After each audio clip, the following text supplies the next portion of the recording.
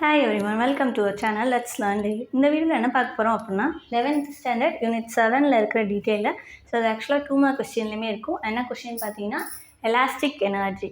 So ஒரு spring இழுத்து விடுறீங்க அப்படின்னா அதில் ஒரு எலாஸ்டிக் எனர்ஜி இருக்கும். ஸோ அந்த எனர்ஜி எப்படி நம்ம கண்டுபிடிக்க போகிறோம் அப்படின்றத பார்க்க போகிறோம்.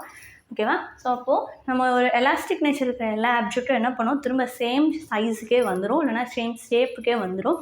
ஸோ அப்போ என்ன காரணம் அப்படின்னா அதில் ஒரு ரீஸ்டோரிங் ஃபோர்ஸ் ஆக்ட் ஆகுது. அதாவது நான் எக்ஸ்டெண்ட் பண்ணதுக்கப்புறமும் திரும்ப சேம் சைஸ்க்கே கொண்டு வரதுக்குன்னு ஒரு ஃபோர்ஸ் ஆக்ட் ஆகும்.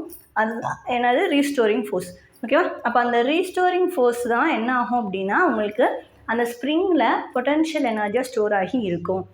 அதை எப்படி டெரைவ் பண்ணுறதுன்னு அதில் பார்க்க போகிறோம். ஸோ அப்போ அதில் அது ஒரு ஒர்க் நடக்குது. ஸோ அந்த ஒர்க் டன் தான் பொட்டென்ஷியல் எனர்ஜியாக அந்த ஸ்ப்ரிங்கில் ஸ்டோர் ஆகுது.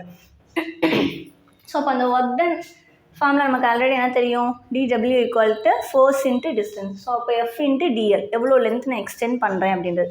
ஸோ இப்போ ஆக்சுவல் லென்த் கேபிட்டல் Lன்னு எடுத்துக்கோங்க. அப்போ எக்ஸ்டென்ஷன் ஆகுது ஸ்மால் எல். ஓகேவா? அப்போது W = close integral 0 to L FTL இது அப்படியே எழுதுவீங்க. ஸோ இதில் நான் எஃப்க்கு பதில் வேல்யூ போடணும். ஓகேவா? ஸோ எலாஸ்டிக் நேச்சர்னாலே யங்ஸ் மாடுலஸ் வச்சு தான் சொல்லுவோம். யங்ஸ் மாடுலஸ் பொறுத்து தான் உங்களுக்கு எலாஸ்டிக் நேச்சர் சொல்லுவோம் நம்ம எப்பயுமே. ஸோ அப்போ அதோடைய வேல்யூ என்னென்னா F/A இன்ட்டு கேபிட்டல் L/ஸ்மால் எல். இதில் இருந்து எஃப் பதில் ரீஅரேஞ்ச் பண்ணிக்கோங்க.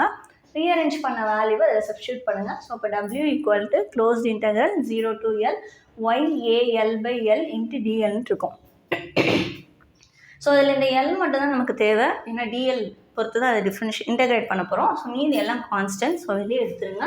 அப்போ என்ன கிடைக்கும், YA/L integral 0 to L LDL இருக்கும். ஸோ x⁴n ஃபார்மில் என்னது x⁴n+1/n+1. அப்போ இங்கே என்ன போடுவீங்க, L⁴1+1/1+1. So L²/2. So 2வும் constant, அதே வெளியே எடுத்துடலாம். Upper limit minus lower limit போடுவோம். ஸோ அப்போ L-0 L² - 0ன்னு கிடைக்கும். இப்போ YAL²/2L இதுதான் உங்களுடைய வேல்யூ. ஸோ நம்ம ஆல்ரெடி எஃபோட வேல்யூ என்ன எடுத்துருக்கோம், YAL/Lன்னு எடுத்துருக்கோம்.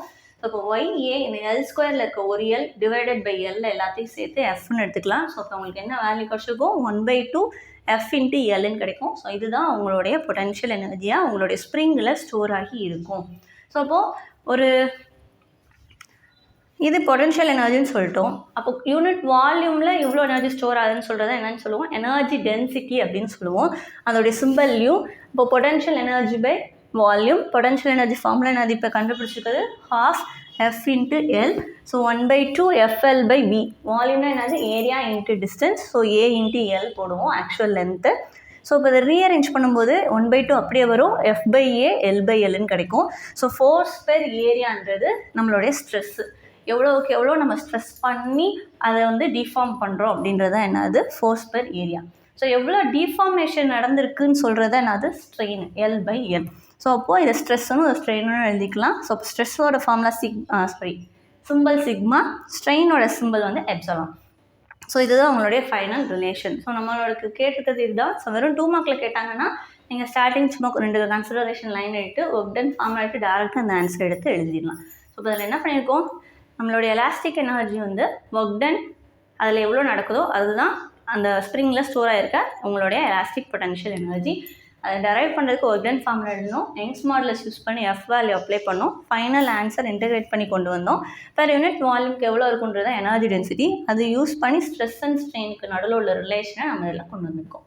ஓகேவா? ஸோ இது ரொம்ப ஈஸியாக தான் இருக்கும். 3 மார்க்ஸில் மோஸ்ட்லி கேட்பாங்க, எப்போவாது டீட்டெயிலில் கேட்பாங்க. கண்டிப்பாக படிச்சுக்கோங்க. இந்த ஃபுல்லாக டெரைவேஷன் கொஷின்ஸாக வரும் இந்த லெசன்ஸ்லேருந்து. ஸோ டெரைவ் பண்ணி பார்த்துக்கோங்க ஒரு தடவை, அப்போ தான் உங்களுக்கு ஈஸியாக இருக்கும். ஸோ இந்த வீடியோவில் ஏதாவது டவுட் இருந்தால் கேளுங்க. தேங்க்யூ.